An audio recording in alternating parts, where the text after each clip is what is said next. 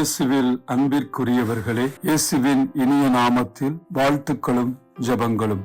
இன்று 10/3/2025 தவக்காலம் முதல் வாரம் திங்கட்கிழமை. தவக்காலம் இறை அன்பிலும் பிறர் அன்பிலும் நாம் வளர வேண்டிய காலம். கடவுள் மனித உறவுகளில், மனித மாண்பில், மனித நேயத்தில் மகிழ்கின்றார் என்பதை நமக்கு இன்றைய வாசகங்கள் தெளிவுபடுத்துகின்றன. சக மனிதர் மீது அக்கறை கொண்டு அவர்பால் நாம் கரிசனையுடன் வாழும் பொழுது நாம் இறை அன்பின் உச்சத்தை அடைகின்றோம். மனிதரை மனிதன் மதிக்க வேண்டும், ஒருவருக்கொருவர் உதவியாக இருக்க வேண்டும். குறிப்பாக நம்மை விட வறியவர்களை நாம் புறந்தள்ளாமல் அல்லது அவர்களை துன்புறுத்தாமல் நாம் இருந்தோம் என்றால் அதுவே சிறந்த வாழ்வாகும். அடுத்திருப்பவரை ஒடுக்கவோ அவருக்குரியவற்றை கொள்ளையிடவோ வேண்டாம். வேலையாளின் கூலி விடியும் வரை உன்னிடம் இருத்தலாகாது. காது கேளாதோரை சபிக்காதே, பார்வையற்றோரை இடரச் செய்யாதே. உன் கடவுளுக்கு அஞ்சி நட, நான் ஆண்டவர். தீர்ப்பிடுகையில் அநீதி இழைக்காதே. சிறியோர் பெரியோர் என முகம் பாராது, உனக்கு அடுத்து வாழ்வோருக்கு நேர்மையுடன் நீதி வழங்கு. உன் இனத்தாருக்குள் புறங்கூறி திரியாதே. உனக்கு அடுத்து வாழ்வோரின் குருதி பழி காரணமாகாதே, நான் ஆண்டவர். உன் சகோதரரை உன் உள்ளத்தில் பகைக்காதே. உனக்கு அடுத்தவர் பாவம் செய்யாதபடி அவரை கடிந்து கொள். பழிக்கு பழியென உன் இனத்தார் மேல் காழ்ப்பு கொள்ளாதே.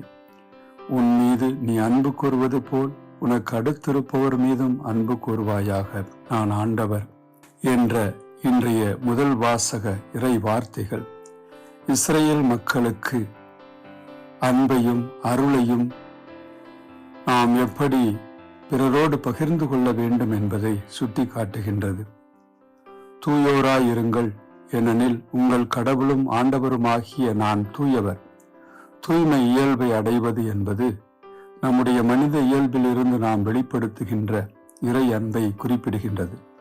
பிறர்பால் நாம் கொண்டிருக்கக்கூடிய நல்லெண்ணம், அக்கறை, கரிசனை இவையெல்லாம் கடவுளுடைய அன்பின் வெளிப்பாடுகளாக இருப்பதை நாம் உணர வேண்டும்.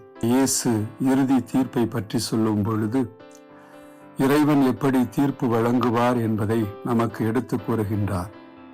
நாம் எல்லாம் எதை வைத்து தீர்ப்பிடப்படுவோம் என்று சொல்லும் பொழுது நாம் கொண்டிருக்கக்கூடிய செல்வங்களை வைத்து, நாம் வைத்திருக்கக்கூடிய பெருமைகளை வைத்து, நாம் பெற்றிருக்கக்கூடிய பதவியை வைத்து, நாம் பெற்றிருக்கக்கூடிய கல்வியை வைத்து இறைவன் தீர்ப்பு வழங்குவதில்லை. மாறாக இறைவன் தீர்ப்பு வழங்கும் பொழுது நாம் என்ன செய்துள்ளோம், பிறருக்கு நன்மை செய்துள்ளோமா, பிறருக்கு உதவி செய்திருக்கிறோமா, பிறர் வாழ்வுக்கு நாம் எந்த அளவிற்கு நாம் நன்மை செய்துள்ளோம் என்பதை குறித்துத்தான் தீர்ப்பு வழங்குவார்.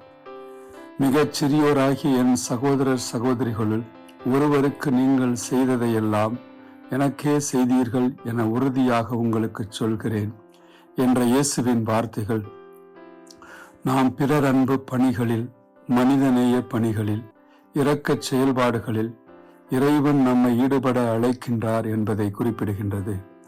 புனித அன்னை தெரசா தம்முடைய எளிய வாழ்வாள் ஏழை எளிய மக்களுக்கு எந்த அளவிற்கு தன்னை அர்ப்பணித்து உதவி செய்தார் என்பதை நாம் வாழும் இக்காலத்தில் பார்த்திருக்கின்றோம்.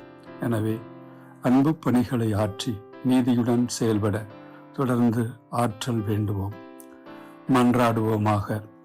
அன்பு தந்தையே இறைவா, மனித வாழ்வின் நிறைவை காண எங்களை அழைத்து இருக்கின்றீர்.